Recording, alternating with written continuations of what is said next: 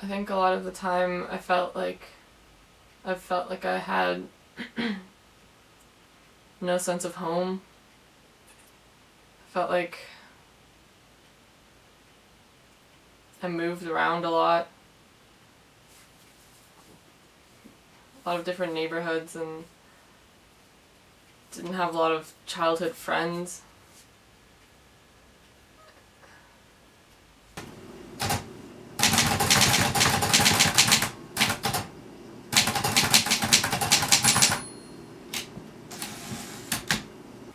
Then we're all sitting at the dinner table that seemed so big, so wooden.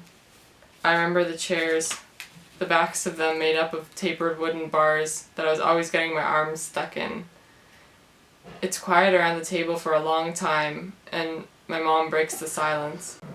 I think your dad and I splitting up had a huge impact on you guys. More on you than I realized at the time. I remember being so free. I remember finger painting and running around with the dog and loving to make people laugh. You were kind of like seemed to be amazed by everything. Like you had this like kind of like you were very gullible. I could convince you just about anything. Alex had become so high maintenance that I automatically, it was almost like I assumed that you were fine.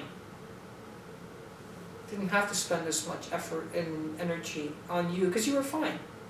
You were like, you were an easy baby, you were an easy toddler, you were an easy preschooler, you were an easy kid. You were my easy one. The one who was just, you did great in school. Alex from birth was my high maintenance one. He cried a lot, didn't sleep well. From kindergarten on, the teachers were concerned about him. I'd go into the school and I would have parent-teacher interviews, and yours were just all glowing, and then Alex would be like, Alex could do so much better. He's not working to his full potential. It was just, I don't know, yeah. It was just, I think I took it for granted. I figured you're doing such a good job raising yourself, and you didn't really need me doing much. It seemed like you were raising yourself. And I think in a way it kind of hit me. Like, honestly, it took me by surprise because I guess I just automatically assumed that your life was going to be, just going to breeze through everything because you seemed to be doing so well with everything. You were so even-tempered, such a happy kid, and the fact that you had turmoil was a surprise to me. But then I don't know why it shouldn't have been a surprise to me. Looking back, your parents got divorced. Your brother and your mother were fighting constantly. We moved every year. It's been a good thing.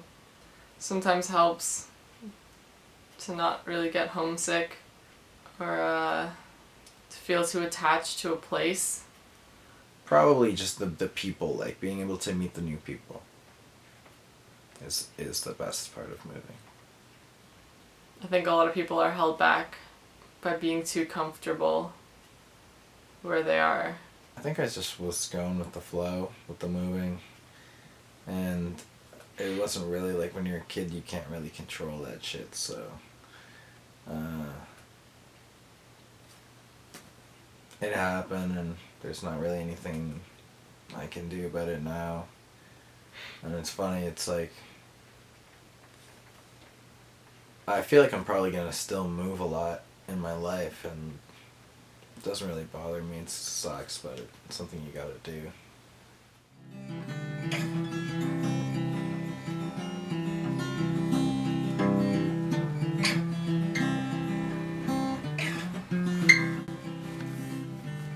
November 16th, 2009, 9:57 a.m. What can I say? I feel like shit. Incredibly inadequate. Summer is interesting. Going to school now. I'm being a hermit at the moment.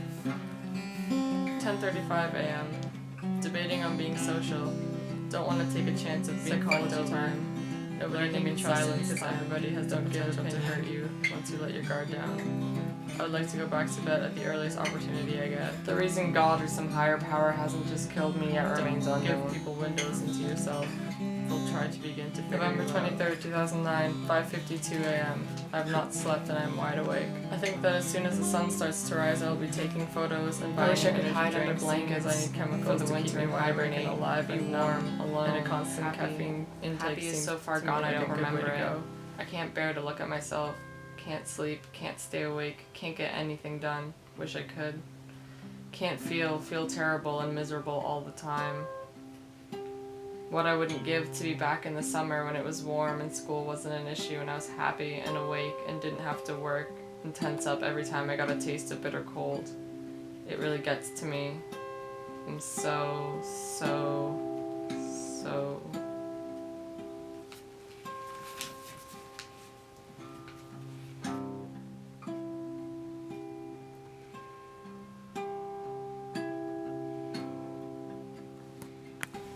moving around, just growing up there can be struggles, like emotional struggles. I think like moving or no moving, you know, life can be difficult at times. But moving around all the fucking time doesn't make it any easy, that's for sure.